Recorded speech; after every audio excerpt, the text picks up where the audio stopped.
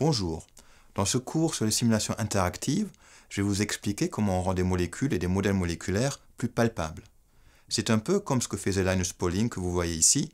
Dans ses cours, il amenait plein de modèles moléculaires en bois et expliquait à ses élèves quelles étaient leurs propriétés, leurs formes et leur complémentarité. Sur ce schéma et cette animation, on voit le principe d'une simulation interactive. Il faut une partie visualisation qui montre la molécule à l'écran, ensuite une partie pour l'interaction qui permet à l'utilisateur de manipuler la molécule avec une souris ou un autre périphérique, et sous-jacent, un moteur physique qui va animer la molécule à partir des lois chimiques. Ici, c'est un modèle artificiel juste pour montrer le principe. Ici, on voit une expérience de simulation interactive que nous avons menée au laboratoire il y a quelques années. Il s'agissait de déterminer des sites de fixation d'ions dans une enzyme.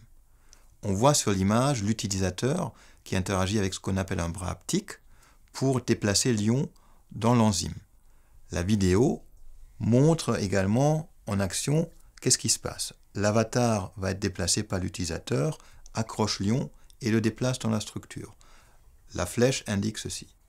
Il y a également l'énergie montrée en haut à droite qui défile, qui indique à l'utilisateur quand un site de fixation est favorable ou défavorable. Qu'apportent de telles simulations interactives par rapport à des simulations plus classiques?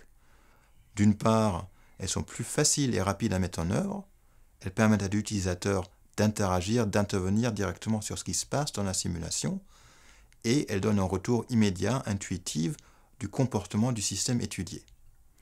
Les simulations classiques sont plus longues, peuvent parfois tourner pendant des mois sur un centre de calcul avant d'avoir un retour, et nécessitent beaucoup de mise en œuvre et de préparation. Ici, un deuxième exemple de simulation interactive. On y voit une protéine membranaire montrée en bleu qui va transporter une petite molécule dite sidérophore montrée en orange à travers la membrane, de haut en bas ici sur ce schéma. Ce processus, dans une simulation classique, ne se fait pas spontanément. Du coup, avec une simulation interactive, on va aider, guider la petite molécule à travers la protéine membranaire pour trouver son chemin. Une difficulté qu'on rencontre régulièrement avec des simulations interactives concerne des forces qui sont trop élevées.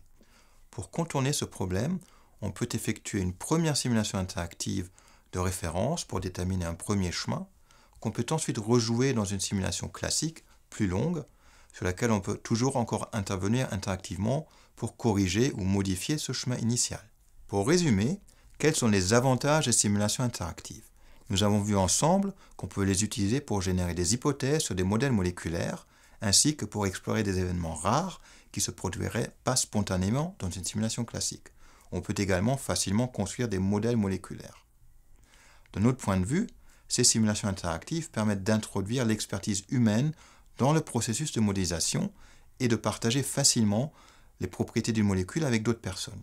Ce sont des expériences faciles et rapides à mettre en œuvre. Pour aller plus loin dans l'exploration de ce sujet, vous trouverez à la fin de cette vidéo 3 références bibliographiques. Pour ma part, je vous remercie beaucoup pour votre attention.